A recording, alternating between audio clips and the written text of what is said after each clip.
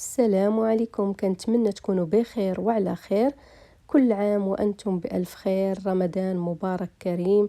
الله يدخلوا عليكم بالصحة والسلامة والمغفرة وتقبل الأعمال يا ربي. الوصفة اليوم إن شاء الله هي عبارة على معسلة لسان الطير المعروفة والمحبوبة. غادي نحضرها معكم بطريقتي اللي كتجي روعة في الشكل والمذاق. كتجي ألذ وأحسن وأسهل من الشباكية، كتجي هشيشة ومعلكة، كتجي لذيذة بزاف. كنتمنى الوصفة تعجبكم. خليكم معايا لآخر الفيديو باش تشوفوا المكونات والطريقة، وكنتمنى لكم فرجة ممتعة.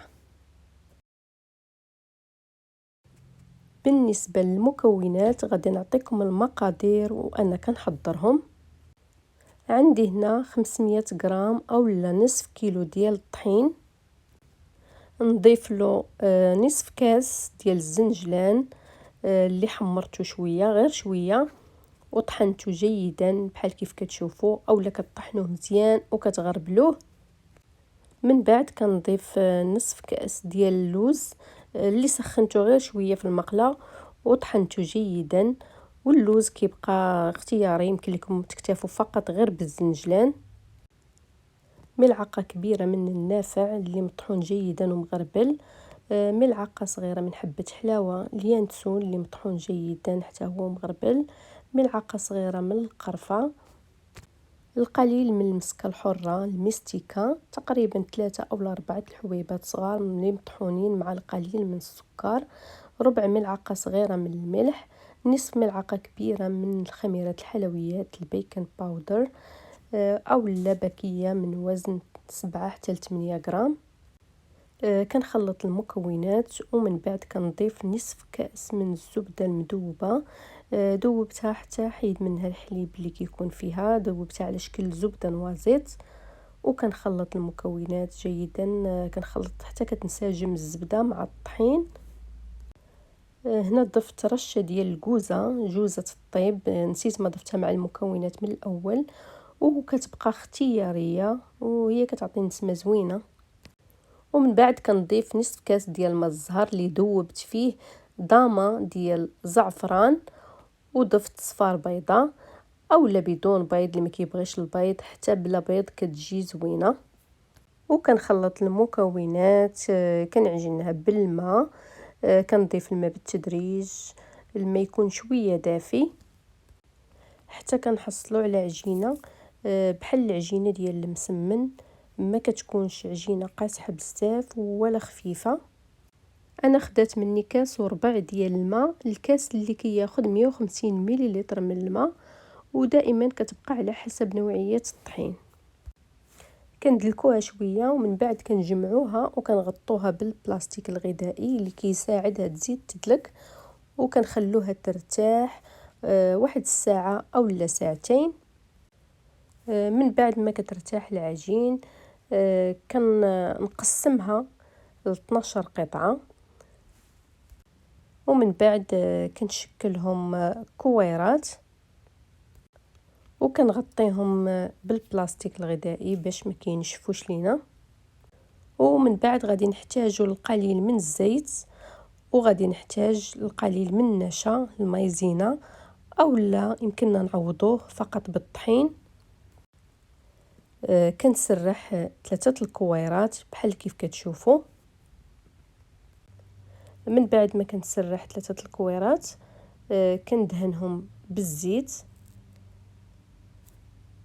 من بعد كنرش فوق الكويره الاولى النشا اولا الطحين، ثم كنغطيها بالكويره الثانيه وكنعاود ندهن من فوقها بالزيت، وكنرش من فوقها بالنشا، وكنغطيها بالكويره الثالثه. انا كندير 3 الكويرات مع بعض بهذه الطريقه باش كتجيني الخدمه سهله وبسرعه كنساليهم.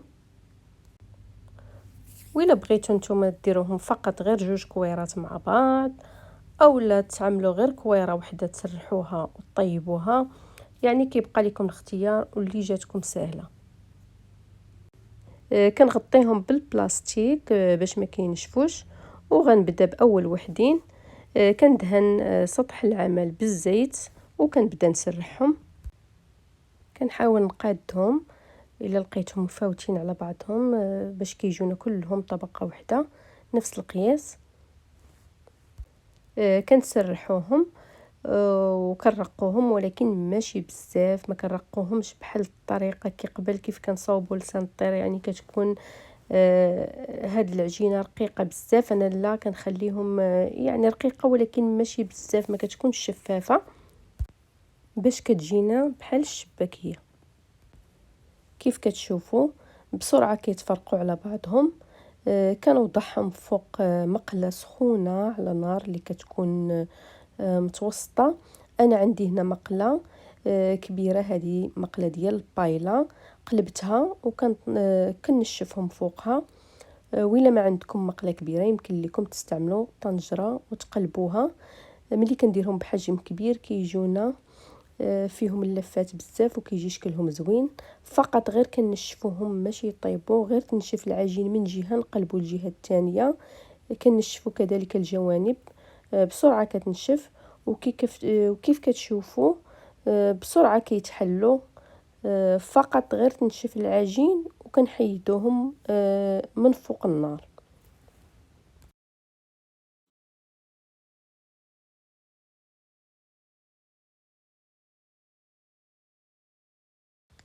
بعد ما نحيدهم من فوق المقله كنغطيهم باش ما كينشفوش، وبنفس الطريقه حتى كنكملوا كل العجين اللي عندنا.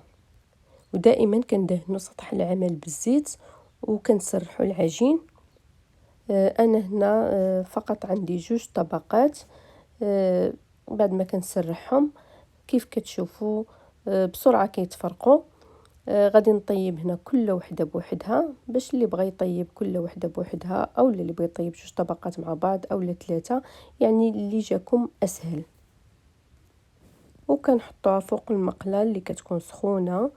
النار دائما متوسطه. غير كنحطها كتنشف من جهه، كنعاود نقلبها للجهه الثانيه بسرعه. صافي غير كتنشف كنحيدها من فوق النار وكنغطيها. بعد ما كملت كل العجين اللي عندي كنغطيهم وكنديرهم وسط بلاستيكه. ومن بعد كنلصق كل جوج مع بعض وكنلويهم بحال كيف كتشوفوا. كنلفهم ما كنزيروش بزاف وفي نفس الوقت ما كنرخيوش. وكنلصق في الاخر بالطحين والماء.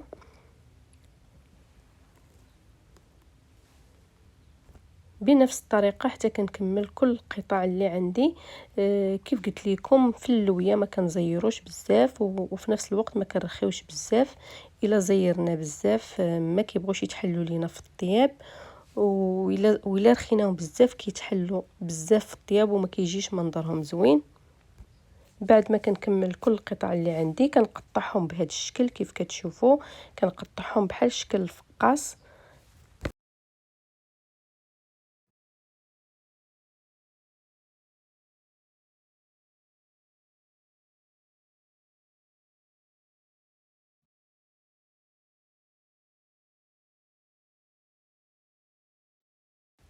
وهذا شكلهم بعد ما قطعتهم. نمر لمرحله القلي.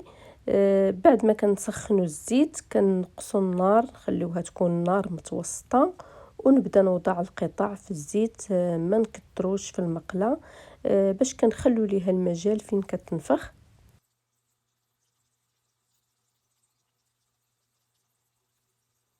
ويمكن لكم تحتفظوا بها في الثلاجة لتاني يوم عاد تقلوها، او لا تحتفظوا بها في المجمد وتقلوا غير الكمية اللي بغيتو.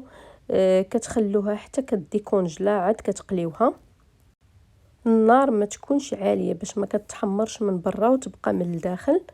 وإلا شفنا شي وحده ما تفتحاتش مزيان نحاولوا نفتحوها بجوج فرشيطات بهذه الطريقه كيف كتشوفوا. وغير كتحمر من جهه كنقلبوها للجهه الثانيه.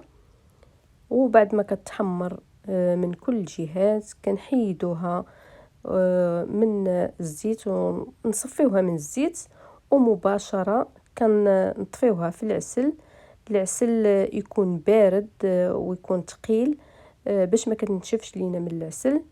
غادي نخلي لكم رابط فيديو العسل في صندوق الوصف.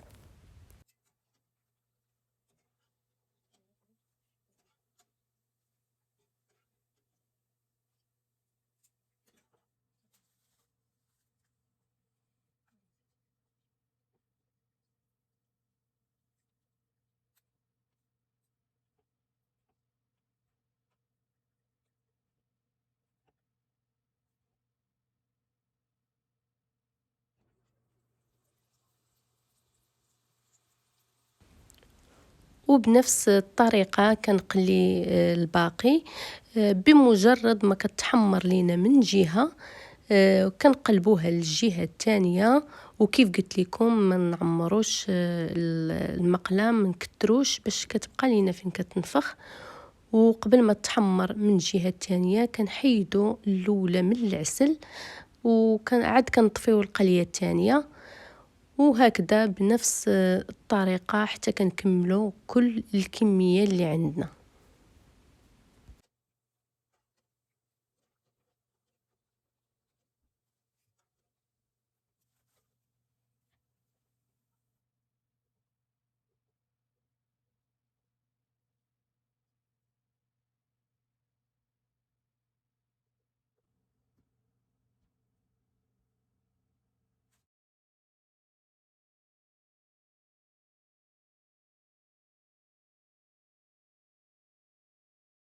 بالنسبة للتزيين كتزينوها باش ما بغيتو بالزنجلان اولا باللوز اولا كاوكاو، اولا كتخليوها غير هكذاك. بالنسبة لي انا شاركت معكم طريقتي تاع التزيين، كنزينها بالزنجلان بهذه الطريقة. كندير ليها الزنجلان غير من الجوانب، وكنخلي الوسط باش كيبقى باين، وكيجيو هذوك الطبقات باينين ما كيتغطاوش، وكيجي منظرها زوين. وهذا الشكل النهائي كيف كتشوفوا كتجي زوينه بزاف شكلا ومذاقا. صدقوني كتجي ألذ واحسن من الشباكيه. الا جربتوها بطريقتي غتولي معتمده عندكم، سهله وبسرعه كتحضر. كنتمنى تعجبكم وتجربوها. وإلا عجبكم الفيديو ما تنسوش تشاركوه مع الأهل والأصدقاء ولايك للفيديو. وشكرا على المتابعة، وإلى فيديو قادم بحول الله، ودمتم في حفظ الله ورعايته، والسلام عليكم.